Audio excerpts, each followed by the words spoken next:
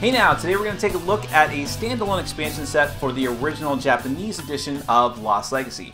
This one is called 100-Year War and Dragon Maiden, and it features two different sets inside, much like the original Japanese version of Lost Legacy. These sets, the two Lost Legacy cards are called Vorpal Sword and Staff of Dragons, which means you have two sets that you can either play by themselves with 2 to 4 players, or you can mix and match the cards for more variety, or put them all together in order to play with up to 6 players. And you can play this version of Lost Legacy with the other two sets, the original set and another set that I'm actually going to be reviewing very soon as well, and just have this crazy mashed together game. Now, I keep mentioning that this is the original Japanese set because AEG picked up the rights to Lost Legacy and has been releasing it in the US. They've got 1 or 2 sets out right now, and we'll be doing more of them. However, they changed all the artwork for the sets, and they're only releasing 1/2 of a set at a time. Each set of the original Japanese version of Lost Legacy has those 2 sets in it, and I'm not very happy with how AEG is distributing these, so I prefer to stick with the original Japanese version. I think you should too, as if you can get a hold of them. But in any case, I want to talk about some of the new stuff that comes in this set of Lost Legacy. If you're not familiar with it, it's just like Love Letter, but with an extra deduction phase at the end and more of a fantasy theme with lots more victory conditions in it. Kind of hard to explain if you've never played it, but you can go back and watch my old review of the original set. So we'll take a look at some of the new cards that are in this set, and then we're going to come back. I'll let you know what I think.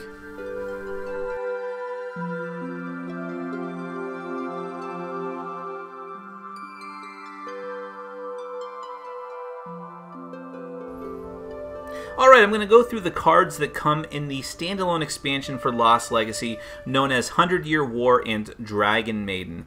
There are 2 sets inside of each Japanese edition of Lost Legacy. You can play one set on its own in order to play with 2 to 4 players, or combine the 2 sets in order to play with 5 to 6 players. Or you could even play a longer game by combining both sets and play with less players. Or you can mix and match cards from all the different Lost Legacy sets in order to create your own personalized deck. I'm just going to show you one set of each half of this version of the game at a time. Now, the first one we're going to take a look at is the 100-Year War version of the game. And a lot of these cards have to do with the ruins, putting cards in the ruins, taking cards out of the ruins, and just a very straightforward set of the game. And there's nothing more straightforward than the number 1, the totem, which says you play the card, you're out of the game. That's it. It's very, very good for deduction because it's the number 1, which means you're fast, but you will be out of the game. Now, this is not a straightforward card. This is one of the most interesting cards in the entire game. The Lord of Rot, the number 2. If you play him and there are exactly 3 X's among all players' discards, you win the game. Adds a very, very interesting dynamic to the game when people know that card is going to be in the set. Number 3, Dream Reader. You add a discard from any player to your hand and play it immediately. Can be very powerful. The number 4, the Prince. Reveal any 1 card in the ruins, add it to your hand, and play it immediately again. The Lost Legacy card, the Vorpal Sword. You and another player secretly compare hands. This is essentially the Baron from Love Letter, by the way.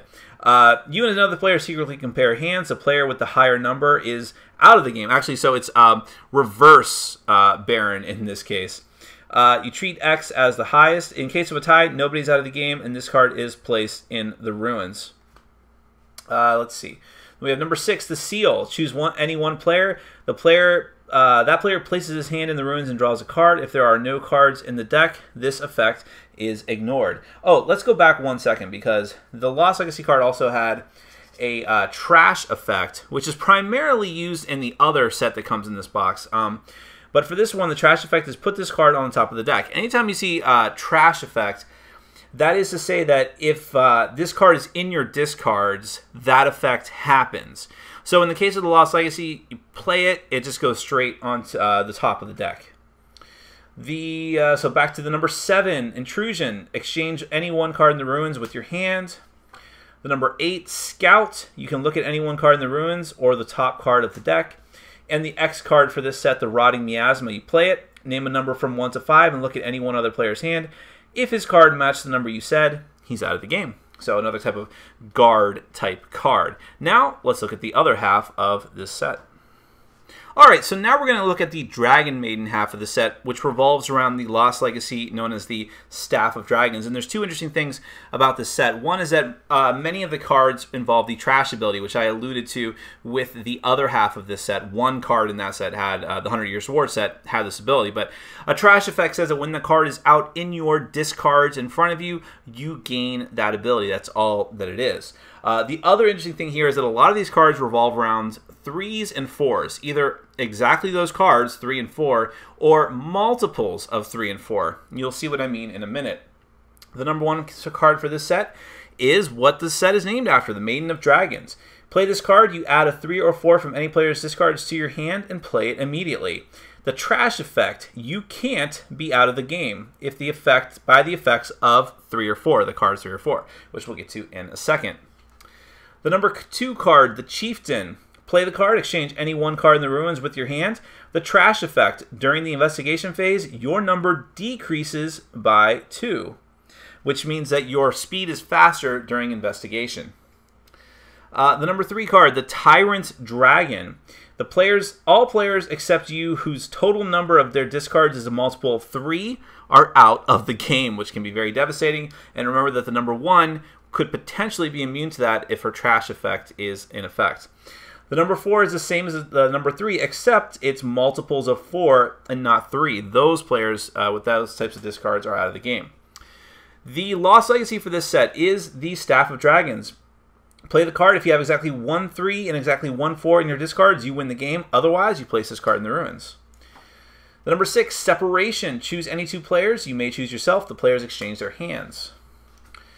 Number 7, Negotiation. Add a discard from any player to another player's discards, which could be devastating if you're protecting yourself from the effects of 3 and 4 and screwing someone else over with it. Number 8, the Forced March. Play. Show your hand to any one other player. The Trash effect. During the investigation phase, your number decreases by 1. And finally, the X card for this set is Berserk. Look at one other player's hand. If that card is a 3 or 4, he's out of the game. He or she, I should say. Trash effect. During the investigation phase, your number increases by 1, so it makes you slower. That is all the cards that come in the 100-Year War Dragon Maiden set of Lost Legacy. Now, let's get to my final thoughts about them. So that's the new stuff that comes in the 100-Year War Dragon Maiden set of Lost Legacy. And, you know, there's not a ton to say here if you are not a fan of the original Lost Legacy. If you're not a fan, then I don't think the set is going to change your mind, because it still feels very, very much like the original set. But there's some cool things going on here. I think that of the 2 sets in the box, the most interesting one is by far the Dragon Maiden. 100-Year War is okay. Most of the cards have to do with players' discards and looking in the ruins. And the ruins is... swapping cards out of the ruins has never been the most interesting part of the game for me. But there are a few pretty cool cards here. I like the number 1 card, which is the Totem, because it's just brutal. If you play it, you're out of the game. So it's just like much like one of the original Lost Legacy cards, the number 5 cards in the original set, where you just are stuck with this hot potato that you really can't do much with. So it's a pretty interesting little dynamic there. Now, the number 2 card in the 100-Year War set is probably one of the most interesting cards in the entire game, the Lord of Rot, because if you play him and there are exactly 3 X's among all the players, you win the game. Just knowing that that card is out there, and I seriously suggest that you tell everyone that this card is in the set first before you start playing. Just knowing that's out there gives this whole new dynamic to the game. I haven't gotten to this point yet, but if I really start crafting my own Lost Legacy decks out of all the different sets that I have, I think I'd always include him as the number 2. Well, not always, because it does change the game drastically, but it's super cool. So I do like that. And the Lost Legacy for this set, the Vorpal Sword, really interesting because it's essentially the Baron from... I mean, it is the Baron card from Love Letter. So it's very, very different from all the other Lost Legacy cards that have come so far. It's interesting. It definitely is. So I think that those are the 3 cards that are probably the only reasons to have that set. I don't know that I would really want to play that set on its own except for those 3 cards. Now, the Dragon Maiden set, though, is a little more interesting than that. And it's very weird. Everything revolves around 3s or 4s. That's because those are what the numbers of dragon cards are for this set. But it's an interesting little dynamic. So you have the number 1, the Maiden of Dragons herself, and you can add a 3 or 4 from any player's discards to your hand and play it immediately. you trash it and you can't be out of the game by the effect of a 3 or 4, which means that all those other cards become pretty much useless as far as you're concerned. They're not going to affect you. So whereas the one from the other half of this set is just a brutal thing and just to be holding on to, she's pretty darn good. Then you have the 2 dragon cards, the 3 and the 4, which are going to knock out players whose discards are a multiple of 3 or 4, respectively, amongst them. And it's such a I mean, the game is already random enough. This just totally throws chaos into the mix, but I have to admit, it is fun, especially when you're playing a 5 or 6 player game of this and someone throws down one of these cards and knocks out half of the table partway through the game. Because with a 5 or 6 player game, you're going to have a lot of discards amongst the players, and I don't know, it's super interesting. Okay, I guess you wouldn't have more discards than a normal 2 to 4 player game because of the amount of cards, but still, play that later in the game. It's going to knock out a bunch of people, and it's quite funny. And then the Lost Legacy for this set, which is the Staff of Dragons. If you have exactly 1 3 and exactly 1 4 in your discards, you win the game. Again, 3s and 4s. But it's like a goal to strive for. It's not just like holding on to this card or knowing where this card is. Again, this breaks the dynamic of the original Lost Legacy and has you going for this type of achievement, but that's a cool thing. And it's, you know, the game is so random that it's going to be kind of really hard to pull that off. But if you can, it's such a cool way to win. So I like that they're changing and adding so much variety to it. And oh, I do like the X, one of the X's for this set, or maybe there is just the one X. Look at one other player's hand. If his card is a 3 or 4, he's out of the game. And this has the trash ability, which is very prevalent in this set as well, in that when it's out in your discards, you get a bonus, which in this case is your number increases by 1 during the investigation phase. So you get this nasty ability, but it is an X card, which means it's still going to hurt you, and you slow down during the investigation phase. There's other cards in this half of the set that decrease your speed, which is good. You want to go faster. So lots of cool stuff in that half. So of the 2, I think that Dragon Maiden is much better. The Staff of Dragons half of the set. But they're both cool. They both have their pluses. And if you're a fan of Lost Legacy, more variety. I think that is the key to this game and what really sets it apart from Love Letter. Love Letter is self-contained and on its own is great. Bust it out, play it, very simple. But I do think that Lost Legacy is the gamerly gamers version of Love Letter, even more so. And it's really starting to show those colors as we go through the different sets.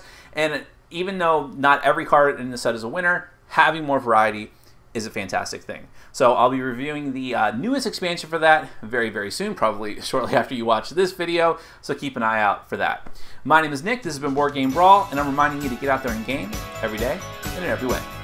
Take care.